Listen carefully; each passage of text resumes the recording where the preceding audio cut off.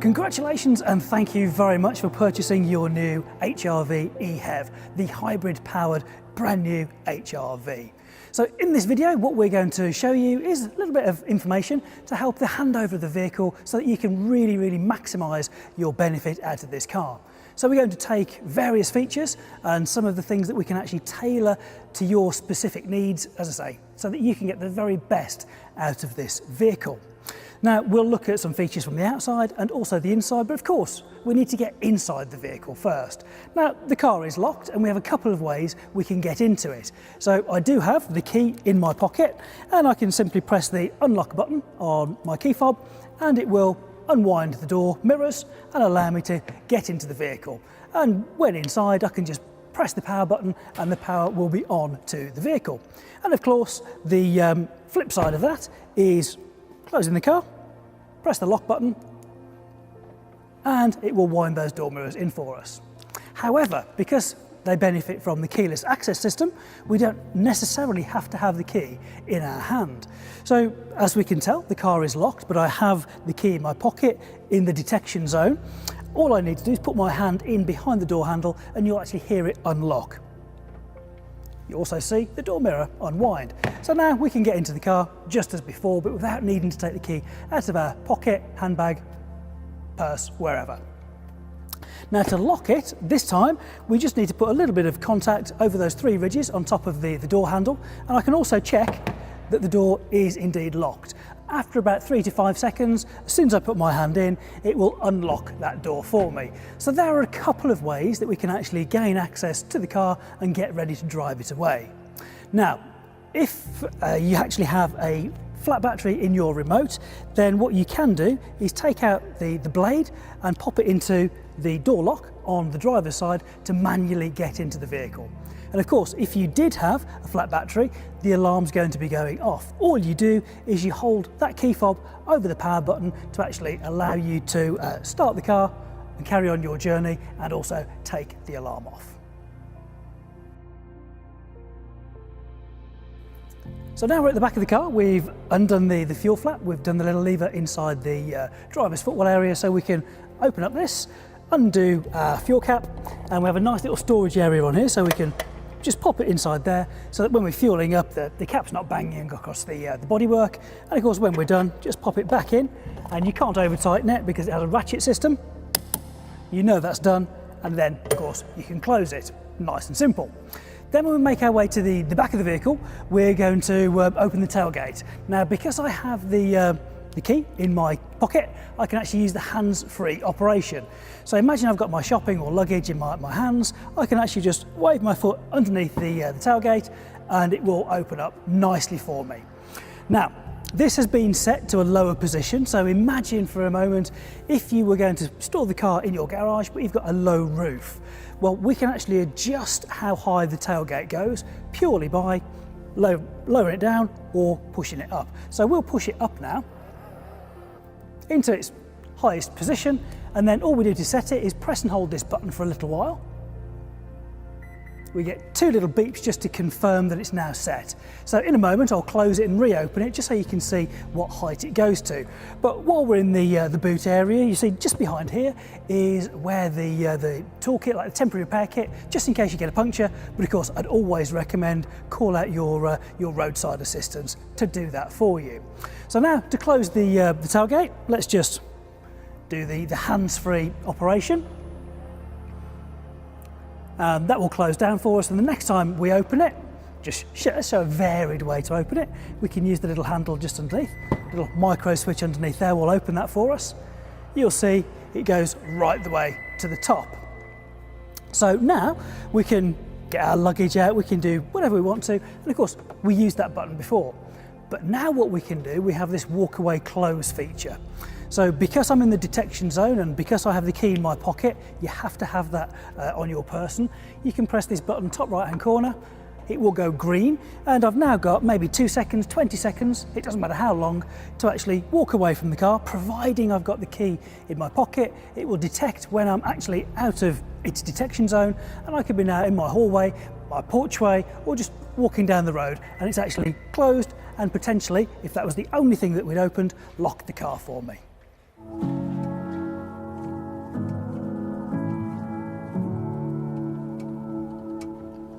Now we're inside, let's take a look at some of the controls that you're going to be using first time you drive the vehicle. So just behind the steering wheel we have two stalks. On my left hand side are the ones for the lights and the indicators.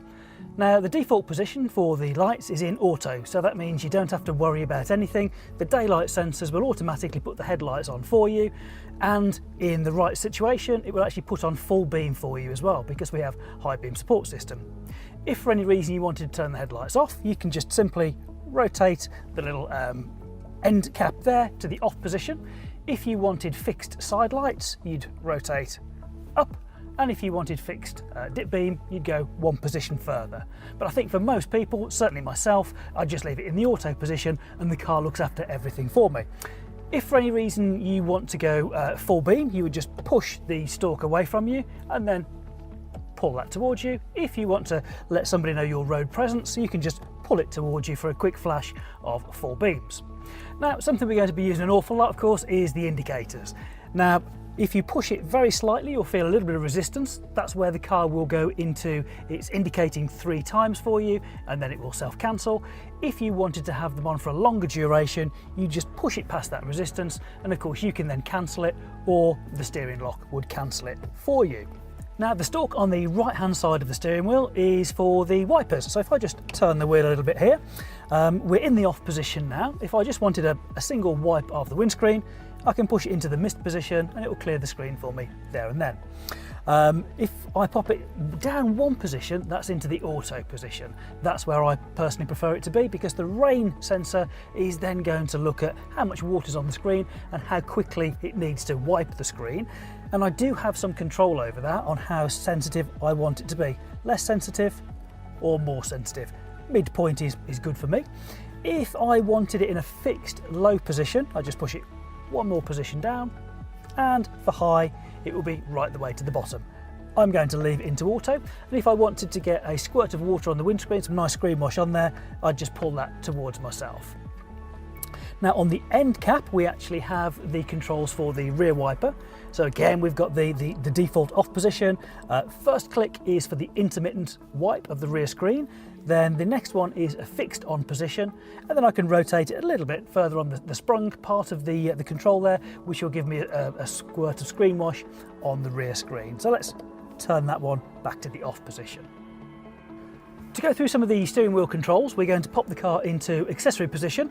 So in order to do that, they're all keyless access on these vehicles. So the key is inside here. I'm going to press my power button twice, and the car is in accessory position now. So on the steering wheel, working from the left to the right hand side, we have our volume controls over here. So we can obviously increase or decrease those. Then we have this roller system here and home. So we can show you a little bit closer on the kind of screens that we've got in there. In fact, let's do that now for you. So with this little home button here, we can actually influence what we see on the TFT screen in front of us. So at the moment, we've got the power meter, so we can see if we've got charge being put into the battery, the needle would go into the green, and when we're using power, the needle would go into the blue.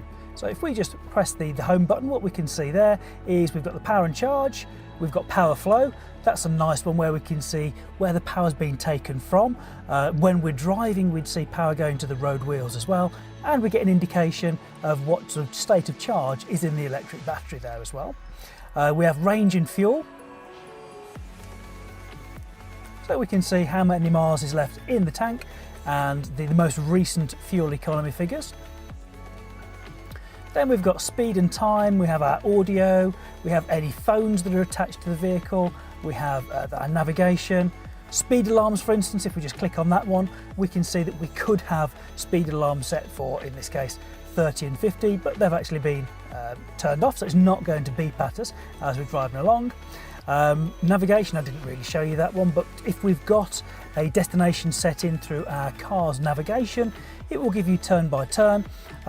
When there's not a destination set in, you get the compass icon there. Seat belts, it will give us information who's wearing belts in the vehicle. Safety support, so there's another way you can actually access this, but this is where we can actually see what features we've got on the vehicle. So we scroll up and down there and we can turn on or off our road departure mitigation, or indeed on this particular car, because we have blind spot information, we have that also.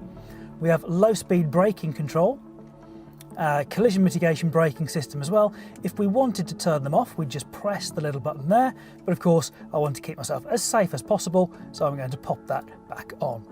Back on the home button, we can customise the displays, so if we wanted to select any of the particular features that we either did or didn't want on there, you can actually just select them, maybe take them off if you want to, and then they'll no longer be on that little list for you. Then information, our very last one, tells us, of course, we're not going anywhere, so we'd need to push the brake pedal and push the power button to start us on. So moving along from there, just above the home button, we have our speech button. So we could be talking to the car for various functions to operate, or we could be, when we've paired a phone, using our Google Assistant or Siri to actually allow some of those phone features to work as well. And we've got skipping forwards and skipping backwards on the tracks that we might be listening to for audio. Right in the centre, that's where our horn is. So we've got that nice and central. Now we're on the right hand side of the steering wheel. This is where we'll find some of the extra safety features that we have within Honda Sensing. So we have speed limiter, intelligent speed limiter and cruise control all through that button there. But to operate those, first of all, we need to press this button here. Now we've done that, we can actually cycle through our intelligent limiter that's there, our cruise control, and our regular speed limiter. So I could set that to 40 or 50 or 30 miles an hour, and I can do that by using the set and the plus and minus buttons over there. My personal favourite though is the intelligent speed limiter, because this uses the most recently seen speed limit that was at the side of the road on the traffic sign, and it will take that and limit my accelerating speed up to that point once I've pressed the set button. So from that we can see that the sign it saw was 40 miles an hour. The intelligent limiter icon has gone green, so it's ready and it's active. So unless I go full throttle, I'm not going to accelerate past 40 miles an hour. A lovely peace of mind feature. If at any point I want to cancel those, I can just press the cancel button fairly much in the centre there. Just below that we have our lane keeping assist system. So this is the part of the system that uses the painted lines on the road, and through torque through the steering it will help to keep me centred. So I've got less driving fatigue, and it will also help control me a little bit so I don't make those unintentional exits from the lane, because if I move lane without indicating, it'll give me a little bit of steering input to say, did you mean to make that manoeuvre? So a real great feature. This little one here is about the distance we want for the adaptive cruise control between me and the vehicle in front. So we can have roughly, for argument's sake, like a 1.5 or a 2 second gap between me and the vehicle in front. And it's using the camera at the top to keep me that safe distance. So I can just press those buttons on there, and of course when we're active and we're driving, we can increase or decrease that distance between me and the vehicle in front. Just below that, nice simple one, love this, it's the heated steering wheel, keeping me nice and toasty in those winter months. So to keep us the ideal temperature inside the car, this is where we'll find the controls for heating. So right in the centre we have the on-off button for the fan, and you'll see everything illuminates. So if we work from one side to the other, let's go through all of the different buttons on there and what they're going to offer for you. So on the extreme left we have the heated seat button for the passenger. 3 levels, let's turn that off, there's nobody there, let's not be wasteful. Then we have the sync button. So this is illuminated green now, which means that the driver and the passenger's temperature will be synchronised together. So if I turn my temperature, you'll see that the passenger's changes as well. If we turn the sync button off, they're now totally independent to each other. So we can have 18 degrees on the passenger side and 23 on the driver's side. We can have the blower on without the aircon. If we want aircon on, we have the AC button there. And again, we can turn that off. We have the button for the heated front screen, so that will concentrate all of that air-conditioned air on the inside of the windscreen to keep it nicely defogged and nice and clear for us. Then we have the rear button there, which will do the heated rear screen, and that's also tied into the heated door mirrors for us as well. And again, with both of those, you get the little icons just to let you know those have been activated. And of course our mode allows us to choose where the ventilation is coming from.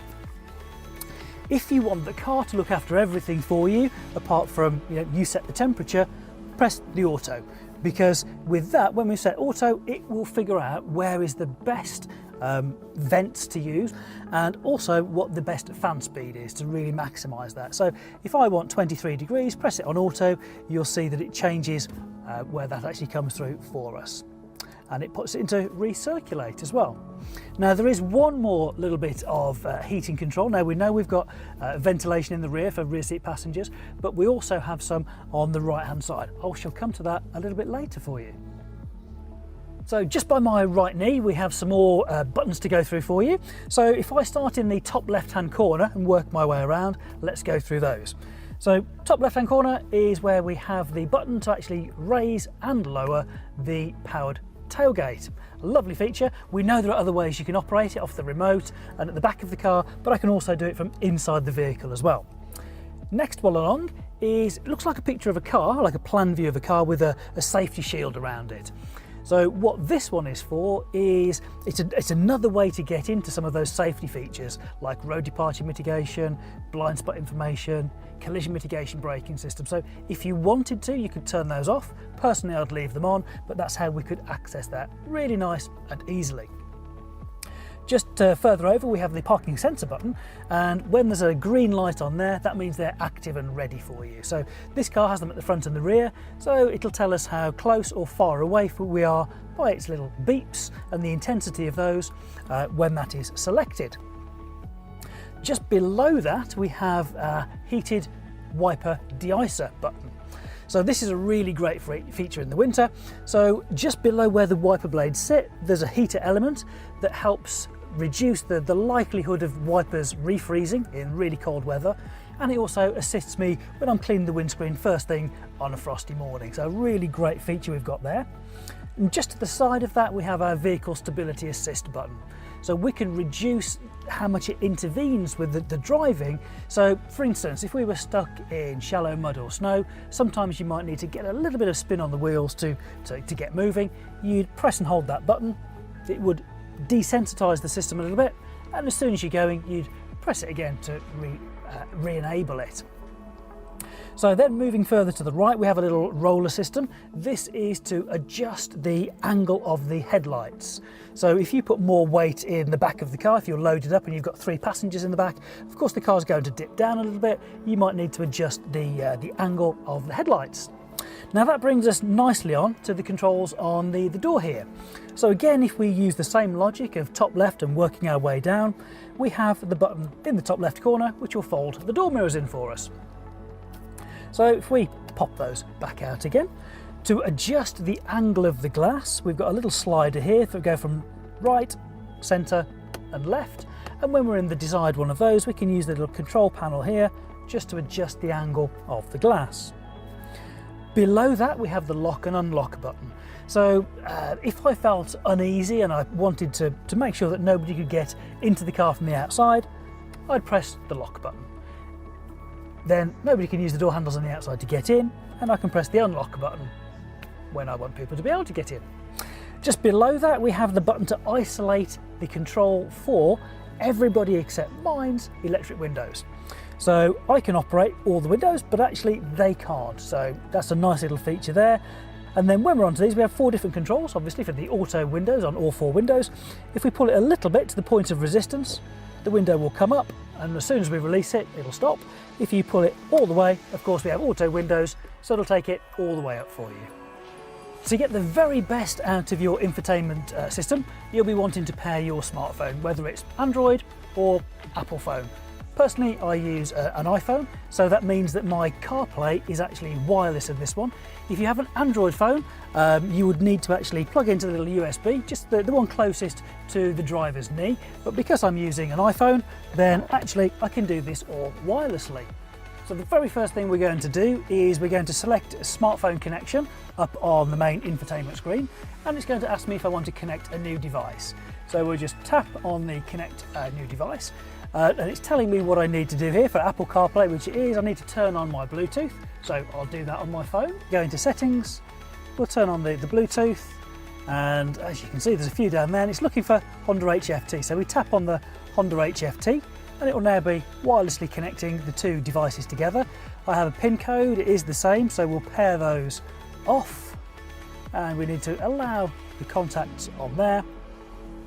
And now, very, very shortly, the system will be connected. So it's gone through the authentication stage now. Would I like to enable CarPlay? Absolutely. So we just confirm yes on there, and we should be good to go.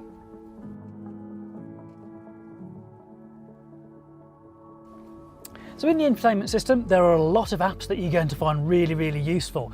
To see all of them, in the top left corner, you can go into all apps and scroll up or down and see everything that's on there. Of course, your home page you will set so that you've got the ones that you use more regularly. So for instance, you may have navigation, so simply tap on navigation, and to store in somewhere, all you need is the address, the postcode, or sometimes even points of interest when you've gone to the magnifying glass. If you know the address, you can pop it in the address bar. If you're not sure, like me, where my closest Honda dealer is, and I want to get there, tap the Honda dealership's icon.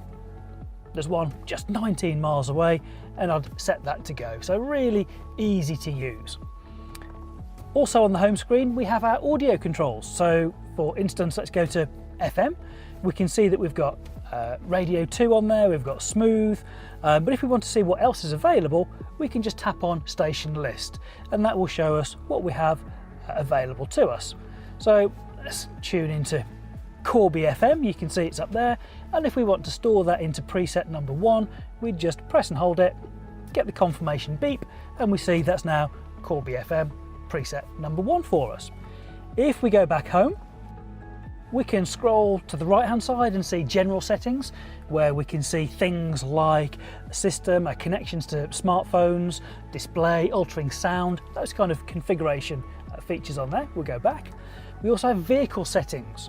So this is where we can modify some of the settings on the vehicle, like on our driver assist system setup, for the meters that we've got on the screen, how the lighting is, how long it will leave the Guide Me Home lights on for, and how we can reset our deflation warning system as well. Really simply, just through there, you'd press calibrate, and it will now actually recalibrate with those wheel speed sensors next time we drive off. So that's all done, nice and easy. If we go back to the home screen again, we can slide across there, and I've added onto my favourites the digital owner's manual as well. So if you ever get stuck for anything, thinking, what was it? What was the salesperson told me when they handed the vehicle over? You can always check your digital owner's manual on the infotainment screen. So as we mentioned earlier, there is a secondary part of heating controls that we have higher up on the dashboard. This is for the air diffusion system. Now my passenger has a mirrored version of this, but over here we have a vent which is kind of geared towards me, maybe my face, my hands, and then to the right hand side we have this L-shaped outlet. This is the air diffusion system. So the purpose of this is to get that nicely diffused air. You'll never feel a big jet stream of air coming through there, but what you will get is a nice controlled temperature feel for you, and also it'll be sent past my shoulder for the rear seat passengers as well. Now I can control which of those vents is used simply by using this little dial here. So in the 12 o'clock position, it will go through this L-shaped vent for the air diffusion system. If I want to use the more traditional rectangular vent, I'll just turn that to the 9 o'clock position. And if I don't want air out of any of those, then I would put it to the 6 o'clock position. So that is completely separate to the controls that we spoke about earlier in the centre of the car. So before we get to driving the vehicle, of course, we need to make sure we're in the right position. So we'll get our seat set correctly, recline the head restraint, and also, of course, the steering wheel. So first things first, we have a seat height adjustment. There's a little lever just down by my right hand here that I can pump up or lower down. Actually, that feels about right. And of course, the recline is the lever slightly further back than that. So if I just pull that, I can then push back or get the right amount of incline on there for me. That feels nice. Then of course there's the steering wheel, little lever down here. So then we've got the ability to bring that in, bring it out. I think that feels good. Yeah, that's a nice driving position for me. Now we've got the seat base and the steering correct. We know that I can adjust the head restraint now, so that's a little low at the moment. That's a good position. And the final thing is the seat belt. So I'll plug it in, then of course we can adjust the height where it comes from, the B pillar on the car.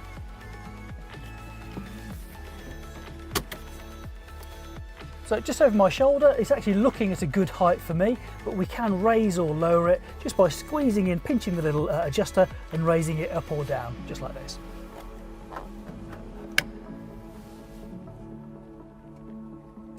So now we're ready to start driving. All we need to do is make sure the key is inside the car.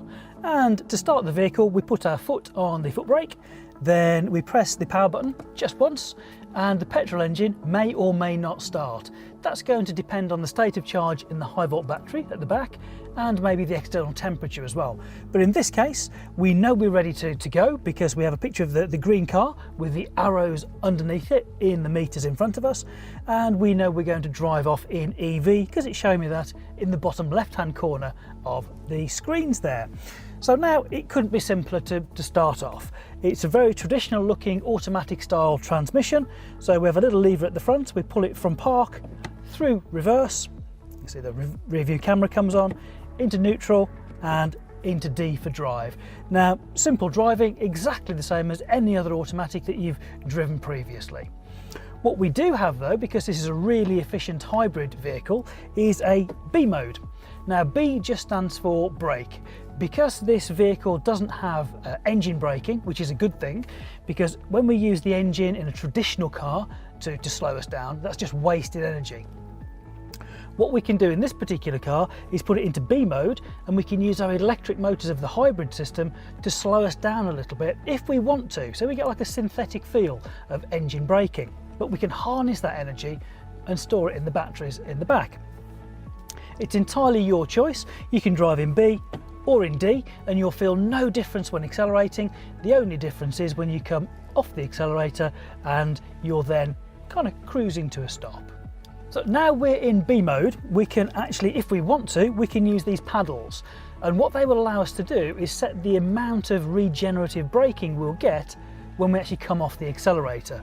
So remember, these are only going to do anything when we're off the accelerator and decelerating to give us that kind of synthetic engine braking.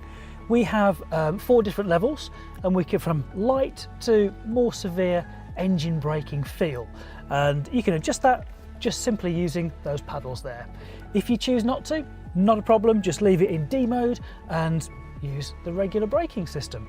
This is only to give that synthetic feel of engine braking because it's a more efficient hybrid system. So just behind the shift lever, we have a selection of buttons down here. Right at the top is our drive mode. This is where you can select sport, normal or econ. So compared to normal, sport would give you a sharper throttle response, so a little bit more sporty. And on the flip side of that, you have econ. So what econ would do is soften the throttle response, which encourages me to drive that a little bit more economically. Also, it allows my air conditioning to be more energy efficient. So that means it will cycle in fewer times. So I may feel maybe 1.5, possibly even a 2-degree difference in the cabin temperature. But it's my choice, more energy efficient or more temperature efficient. Just below that, we have hill descent control. So this is for low speeds. Let's say I'm going down a hill at 5 miles an hour, quite a steep hill. If I didn't have this feature, I could just use the foot brake, but I can't control what pressure braking goes to each individual wheel. With hill descent control, it can. So I press the button and then I can set the speed using my brake and accelerator, and it can control if there is any slight sideways movement by operating individually all 4 corners of the car with the braking system. Then we have our electronic parking brake. So I can take that off because my foot's on the foot brake. I can take that off, and at any point I can put that back on again. But of course I can program that when I power off to either apply the braking or not. Simple procedure. I literally pull and hold that for 5 to 10 seconds, something like that, till I hear a little tone come through. I'll release it, pull it again, and I either get 1 or 2 beeps to confirm whether it's either on or off that feature. So nice little system that we've got inbuilt there for you. And then we've got brake hold. This is the ability to actually, when we've come to a stop, we've used our foot brake to bring us down to 0 miles an hour, the car will hold on the brake pressure for us. Now this is something that we've had previous on HRVs, but now it will actually remember how we've set it. So before you had to turn it on every time you had a driving cycle, now if you've turned it on once, when you power the car off and back on again, it remembers that, say you like it, so brake hold is back on for you. Make your drive even more enjoyable. Okay, so with the rear door open now, we can see the little switch here for the child locks. Just simply push it down if you want those to be active, and as I don't want them to, I'm just going to push that back into the higher position there. Now let's get inside, and to throw a little bit of light into the rear here, just going to touch on that little light at the top there. We've got one for the passenger side as well, and to turn it off would be just that same kind of motion there. Really, really easy to use. But of course, the centrepiece at the back is going to be the magic seats. So really comfortable for rear seat passengers. If you've got a child safety seat, of course, it can lock into the ISOFIX points here, and I'll show you the one on the back in a moment. But the real party piece is how flat they fold down to give us real large amounts of usable space. That's the ISOFIX top turner point I was talking about earlier. And also, they fold up to give a real usable space for tall objects that some other vehicles may struggle with. And of course, we can do that on both sides, really maximising the amount of load carrying capacity we have.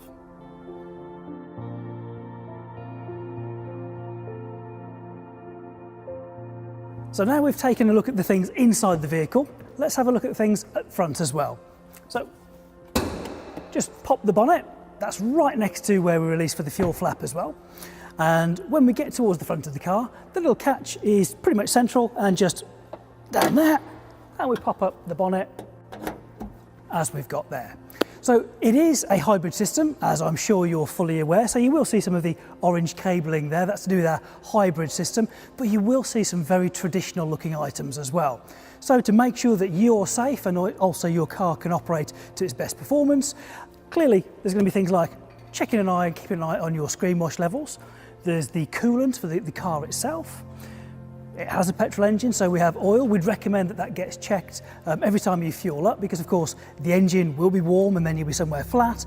And by the time you've taken a couple of moments to actually fill the car up, the oil level will have come down, so you can get a good, accurate reading.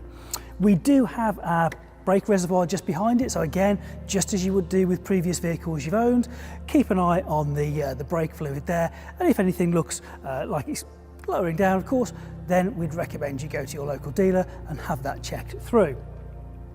There is a sticker top right hand corner as we look at it here to do with the lithium ion battery. So that's the high voltage battery at the back of the vehicle, but we also have a 12 volt battery here as well. So the 12 volt battery is there to allow us to arm the alarm, lock the doors and unlock the doors, and also allow power from the high voltage battery to drive to our hybrid unit.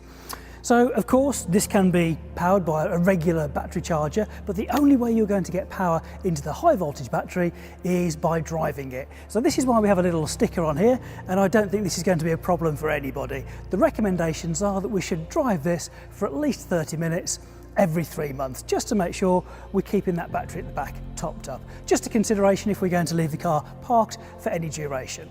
Now, when it comes to closing the bonnet, what we'd recommend is have it about a couple of inches above and just lower it down.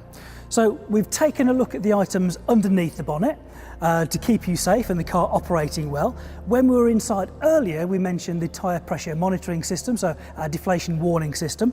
So of course, what you'd want to do is check the actual tyres, make sure that they're good and that they are in proper condition. If of course there's a puncture, then you would need to get that repaired. We have the temporary repair kit in the back should we need to do that, but keep an eye on those and don't reset it until you've had those tyre pressures checked. Now when it comes to looking after your car long term, of course you're going to take it back to your Honda dealer and they're going to be delighted to carry out the servicing for you. And now we have digital service records as well. So no longer do we have to worry about having the service records on a piece of paper or a booklet that we can lose potentially. They're all stored digitally for us. So thank you very much for staying with me on this video of the HEV EHEV, the new hybrid version of our HRV. We hope that you've learnt some new things, refreshed you on some of the technology we perhaps had before.